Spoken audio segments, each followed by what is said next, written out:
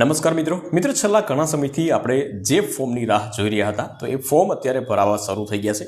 જી હા મિત્રો, ઈ સમાજ કલ્યાણમાં આપણે જે દર વર્ષે ફ્રી ટૂલ કિટ્સના જે ફોર્મ ભરાતા હોય છે તો એના ફોર્મ અત્યારે ભરાવા શરૂ થઈ ગયા છે। પરંતુ ફોર્મ ભરતા પહેલાં એની અમુક બેઝિક ડિટેલ જાણી લેવી જરૂરી છે। જેમ કે ફોર્મ ભરતા પહેલાં એની જે બેઝિક ડિટેલ તમે જો ન જાણો તો બની શકે કે તમારું ફોર્મ ભર્યા પછી પણ રિજેક્ટ થઈ શકે છે। એની બેઝિક ડિટેલ મતલબ કે આવકની ક્રાઇટેરિયા શું છે, તમારા ઉંમરના ક્રાઇટેરિયા શું છે, ત્યાર પછી એવી ઘણી બધી ડિટેલ આવશે કે જે ફોર્મ ભરાયા પછી તમારું નામ કેવી રીતે સિલેક્શન થાય છે। તો આ પ્રશ્ન જે છે એ ઘણા બધા મિત્રોને સતાવતો હોય છે, તો એ પણ આપણે જાણીશું। અને ટોટલ 10 પ્રકારના જે ટૂલ કિટ્સ જે છે તેમાં કયા કયા પ્રકારના ટૂલ કિટ્સના ફોર્મ ભરાય છે, એમાં તમને લાગુ પડી શકે કે નહીં। અને બીજી ખાસ બાબત એ તમને જણાવી દઉં મિત્રો કે આમાં તમામ કેટેગરીના જે લોકો છે તેના એ ફોર્મ ભરી શકશે, જેવા કે SC ST OBC જનરલ તમામ કેટેગરીના લોકો ફોર્મ ભરી શકે છે। પરંતુ એના અમુક ક્રાઇટેરિયા છે, એ ક્રાઇટેરિયાની અંદર તમે આવતા હોય તો તમે ફોર્મ ભરી શકો છો। તો કયા ક્રાઇટેરિયા છે A to Z માહિતી આપણા વિડીયોના માધ્યમથી જાણીશું। તો વિડીયોને લાસ્ટ સુધી જોતા રહેજો। તો ચાલો શરૂ કરીએ। તો કયા કયા પ્રકારના ટૂલ કિટ્સ જે છે તેમાં ફોર્મ ભરાવા શરૂ છે એના વિશે વાત કરીએ। સૌપ્રથમ આવે છે દૂધ દહીં વેચનાર, ભરતકામ, બ્યુટી પાર્લર, પાપડ બનાવટ, વાહન સર્વિસિંગ અને રિપેરિંગ, પમ્બલર મતલબ કે નળ ફિટિંગ, સેન્ટિંગ કામ, ઇલેક્ટ્રિક એપ્લાયન્સીસ રિપેરિંગ, અથાણા બનાવટ અને પંચર કિટ। આ 10 પ્રકારના ટૂલ કિટ્સ જે છે તેનામાં ફોર્મ ભરાય છે। હવે મિત્રો આપણે જાણીએ કે ભાઈ એના નિયમો શું છે, એના વિશે પણ આપણે જાણી લેવું જરૂરી છે। સૌપ્રથમ જે છે માનવ કલ્યાણ યોજના, આ યોજનાનું નામ છે, એની ઉંમર છે 18 થી 60 વર્ષની વચ્ચે તમારી ઉંમર હોવી જોઈએ।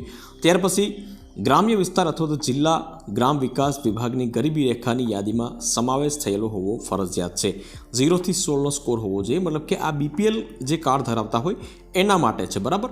એના માટે આવકનો દાખલો જરૂરી નથી, પરંતુ આમાં તમે 0 થી 16ની વચ્ચે જો સ્કોરમાં ન આપતા હોય તો પણ તમે આમાં ફોર્મ ભરી શકશો, પરંતુ તમારે આવકનો દાખલો હોવો જરૂરી છે। ત્રીજા નંબરની વાત કરીએ મિત્રો, તો અહીં તમે જોઈ શકો છો કુટુંબની વાર્ષિક આવક 6 લાખ રૂપિયાથી ઓછી હોવી જોઈએ। આખા કુટુંબની વાર્ષિક આવક જે છે 6 લાખથી વધારે ન હોવી જોઈએ। અને આવકનો દાખલો તમારે 6 લાખથી ઓછાનો મતલબ કે 2 લાખ 3 લાખ તમારે જે પણ કેપેસિટી હોય એ પ્રમાણે તમે આવકનો દાખલો તમારે કઢાવવાનો રહેશે, જે તમને લાગુ પડતો હોય। તાલુકો, મામલતદાર, નગરપાલિકા, મહાનગરપાલિકા અથવા તો ગ્રામ્યમાં રહેતા હોય તો VC પણ તમને આવકનો દાખલો કાઢી આપશે, એ પણ આમાં માન્ય રહેશે। આવકનો દાખલો જો જૂનો તમારી પાસે હોય તો 3 વર્ષથી તમારી પાસે જૂનો દાખલો હોવો ના જોઈએ। ત્યાર પછી વાત કરીએ મિત્રો કે માનવ કલ્યાણ યોજનાના અરજદાર માટે માર્ગદર્શિકા પણ આપણે જાણી લેવી જરૂરી છે। આપણે આપણા ગામના VC દ્વારા પણ આપને અરજી ઓનલાઈન વિના મૂલ્યે ભરી આપવામાં આવશે। આપણે ઓનલાઈન અરજી કરતી વખતે જરૂરી ડોક્યુમેન્ટ ઓનલાઈન જ અપલોડ કરવાના રહેશે, મતલબ કે ક્યાંય તમારે આપવા જવાના નથી। અરજી કરતી વખતે ઈ-શ્રમ કાર્ડ નંબર હોવું કમ્પલસરી છે, ડોક્યુમેન્ટ અપલોડ કરવાનું રહેશે।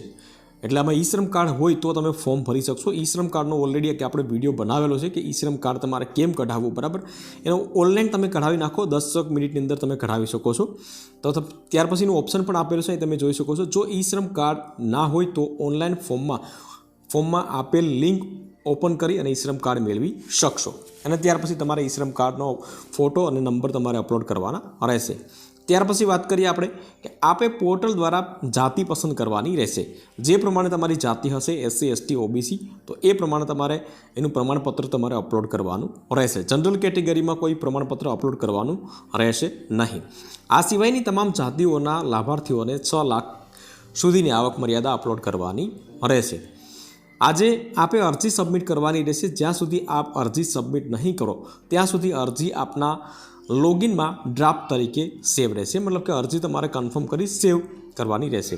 ત્યાર પછી આપણી અરજી જે છે જિલ્લા ઉદ્યોગ કેન્દ્ર કક્ષાએ નામંજૂર કરેલ, બની શકે કે ભાઈ તમારી અરજી નામંજૂર થાય તો તમારે ફરીથી તમારે કયા કારણોસર નામંજૂર થયું એ સુધારી અને તમારે ફરીથી અરજી કરવાની રહેશે। ત્યાર પછી તમારું સ્ટેટસ પર તમે ચેક કરી શકશો। તમારે આ એપ્લિકેશનમાં જવાનું અને એપ્લિકેશન સ્ટેટસ જે છે એનાથી તમારું જે પણ સ્ટેટસ હશે એ તમે ચેક કરી શકશો। એમાં તમારા અરજી નંબર અને જન્મ તારીખ તમારે ટાઈપ કરવાની રહેશે। 10માં વાત કરીએ તો જિલ્લા ઉદ્યોગ કેન્દ્ર દ્વારા ઓનલાઈન ડ્રો જિલ્લા કક્ષાની સમિતિ સમક્ષ રજૂ કરવામાં આવશે અને ઓનલાઈન સિસ્ટમથી જ ડ્રો કરી અને લાભાર્થીની પસંદગી કરવામાં આવશે. મતલબ કે આમાં કોઈ વ્યક્તિ કામ નથી કરતા. તમે ફોર્મ ભરી દો ઓનલાઈન, ત્યાર પછી તમારા જિલ્લાની અંદર ડ્રો થશે અને ડ્રોમાં તમારું નામ આવે ત્યાર પછી તમને કિટ્સ મળશે. હવે કિટ્સ કેવી રીતે મળે એ પણ હું તમને જણાવી દઉં. આપણે તાલીમની જરૂરિયાત હોય તો ફોર્મ ભરતી વખતે પોર્ટલ પર આપ તાલીમનો વિકલ્પ પસંદ કરી શકો છો. જો ન જરૂરિયાત હોય તો કોઈ જરૂરિયાત નથી. આપની અરજી ટૂલ કિટ્સ માટે મંજૂર થયેલી હોય તો કિંમત સાથેનું ઈ વાઉચર QR કોડ જનરેટ થશે અને તેની આપે અરજી સમયે આપેલ મોબાઈલ નંબર પર એક SMS આવશે. એ SMS તમારે જાણ કરવાની રહેશે, જે વાઉચર આપના લોગિનમાંથી ડાઉનલોડ કરી શકશો. પરંતુ આ બધી વસ્તુ ક્યારે કે જે તમારું નામ સિલેક્ટ થયું હોય ત્યારે તમને મેસેજ આવશે અને મેસેજ તમારે આપવાનો રહેશે. QR કોડ આપે સાચવીને રાખવાનો રહેશે. આપે ઈ વાઉચર તથા OTP માન્ય ડીલરને જ આપવાનું રહેશે. મતલબ કે જે તે ડીલર જે સરકાર દ્વારા નવમેલા હોય તો એને જ તમારે આપવાનું રહેશે અને કોઈ પણ વેપારી ડીલર વ્યક્તિને આપવાનું કે શેર કરવાનું રહેશે નહીં, અન્ય કોઈ પણ વ્યક્તિને. આપનું વાઉચર જનરેટ થયેથી ઈ કુટીર પોર્ટલ પર ટૂલ કિટ્સની મહત્તમ કિંમત અથવા તો તેમાં સમાવેશ સાધનો અને ગ્રીમકો કચેરી માન્ય કરેલ ડીલર્સની યાદી પોર્ટલ પરથી તમે મેળવી શકશો. ત્યાર પછી વાત કરીએ મિત્રો કે જો તમને કોઈ પણ પોર્ટલમાં કોઈ ફોર્મ ભરવામાં કોઈ મિસ્ટેક સર્જાય તો તમે આ નંબર તમે જોઈ શકો છો. આ નંબર ઉપર તમે કોન્ટેક્ટ કરી શકો છો. અહીંયા આ 2 નંબર છે, તમે સ્ક્રીનશોટ લઈ શકો છો. અને મળવાપાત્ર ટૂલ કિટ્સના નામ પર મેં તમને જે પ્રમાણે જણાવ્યા એ પ્રમાણે છે. તમે બ્યુટી પાર્લર, પાપડ બનાવટ ને આ પ્રમાણે છે બધા. તો આ પ્રમાણે ઘણા બધા ટૂલ કિટ છે. પરંતુ બીજી એક બાબત છે મિત્રો કે સેલ્ફ ડિક્લેરેશન ફોર્મ જે છે એ પણ તમારે અપલોડ કરવાનો રહેશે. અહીંથી આપણે ક્લિક કરીએ એટલે આ પ્રમાણે સેલ્ફ ડિક્લેરેશન ફોર્મ ઓપન થઈ જશે. તો આમાં તમારું બેઝિક માહિતી તમારે ટાઈપ કરી અહીં નીચે તમારે સ્થળ અને સહી કરવાની, આજની તારીખ લખવાની પ્રિન્ટ આઉટ કરીને અને ત્યાર પછી તમારે અપલોડ કરવાની રહેશે. આ તમારે જોતું હશે તો તમે ડાયરેક્ટ વેબસાઇટ ઉપરથી પણ ડાઉનલોડ કરી શકશો અને હું નીચે ડિસ્ક્રિપ્શન બોક્સમાં રાખી દઈશ, ત્યાંથી તમે ડાયરેક્ટ ડાઉનલોડ કરી શકશો. હવે મુખ્ય પ્રશ્ન એ આવશે મિત્રો કે ભાઈ ફોર્મ તમારે ક્યાંથી ભરવાનું. ફોર્મ જે છે તમે જોઈ શકો છો ekutir.gov.gujarat.gov.in. આ ઈ કુટીરની વેબસાઇટ છે, બરાબર.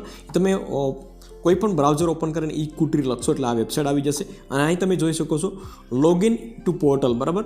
તો અહીં તમારે જો પહેલેથી જ રજિસ્ટ્રેશન કરેલું હોય તો તમારે અહીંયા યુઝર ID અને પાસવર્ડ ટાઈપ કરી અને અહીંયા જે કેપ્ચા કોડ છે 1+5 કરીને છે તો 6 લખવાના અને લોગિન ઉપર ક્લિક કરવાનું છે, બરાબર. Forget password, forget registration number આ બધી વસ્તુ કરી શકો છો. પરંતુ તમે કે પહેલેથી તમારે ફોર્મ ભરવાનું હોય તો તમારે અહીં તમે જોઈ શકો છો ફોર ન્યૂ ઇન્ડિવિજ્યુઅલ, મતલબ કે રજિસ્ટ્રેશન ક્લિક હેર કરીને છે તેના ઉપર તમે ક્લિક કરશો એટલે તમારે પહેલાં તો રજિસ્ટ્રેશન કરવાનું રહેશે. રજિસ્ટ્રેશન કરી અને ત્યાર પછી તમારે ફોર્મ ભરવાનું રહેશે, બરાબર.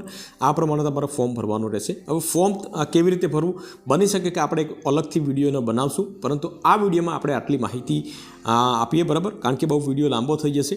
આમાં તમને કોઈ ક્વેશ્ચન હોય તો તમે કોમેન્ટ કરી શકો છો મિત્રો. વિડીયો ગમ્યો હોય તો વિડીયોને એક લાઇક જરૂરથી કરી લેજો, શેર કરજો અને ચેનલ ઉપર નવા આવ્યા હોય તો ચેનલને સબસ્ક્રાઈબ જરૂરથી કરી લેજો.